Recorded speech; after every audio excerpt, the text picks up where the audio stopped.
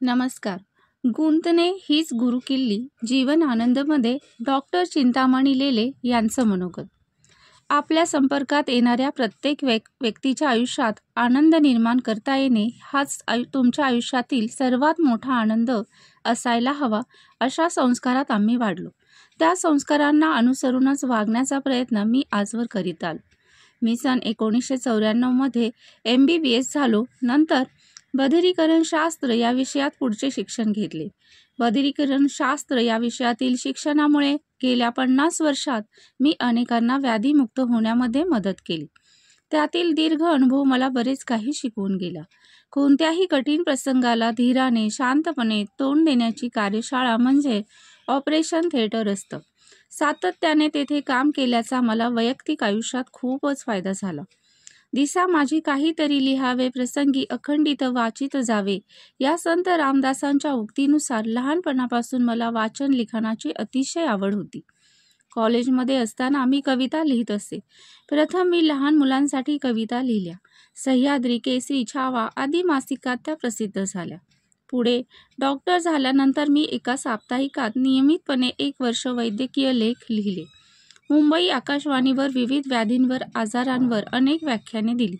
पूर्वी आकाशवाणीवर दर रविवारी सकाळी जीवनरेखा नावाचा कार्यक्रम सादर होत असे. त्या अंतर्गत एड्स या विषयावर मी 13 प्रहसने लिहिली. आकाशवाणीवरील कलावंतांनी ती सादर केली. ती आवडल्याचे मला अनेकांचे फोन आले.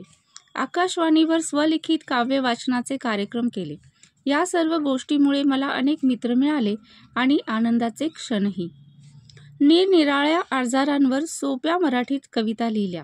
त्या कविता दिवाळी अंकात प्रसिद्ध झाल्या.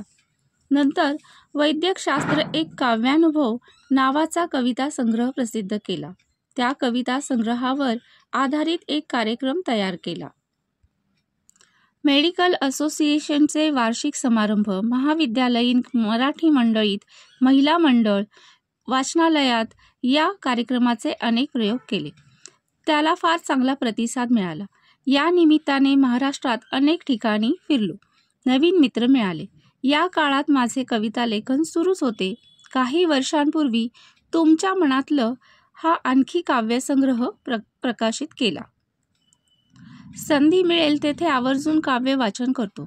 माझ्या या छंदामुळे मला कंटाळा कधीच येत नाही. रिकामा वेळ असेल तर वर्तमानपत्र, कादंबरी, कथासंग्रह, मेडिकल जर्नल यापैकी काहीतरी वाचतो. आज कशावर कविता लिहिता येईल याचा विचार करतो. एकंदर परिस्थिती पाहता सध्या डॉक्टरांची अवस्था फारशी चांगली नाही. रुग्ण आणि त्यांच्या नातेवाईकांची अरेरावी, असुरक्षित वातावरणात काम करण्याची हतबलता, पास झाल्यानंतर पुढे काय असे उभे राहणारे प्रश्नचिन्ह, वाढणारे वय आणि घरातील लोकांच्या अवास्तव अपेक्षा यामुळे वैद्यकीय क्षेत्रावर निराशेचे काळे ढग घोंगावत आहेत. अनेक तरुण डॉक्टर झालो हा गाढवपणा झाला असे म्हणतात, पण मला हे पटत नाही. उलट मी डॉक्टर झालो म्हणून स्वतःला नशीबवान समजतो.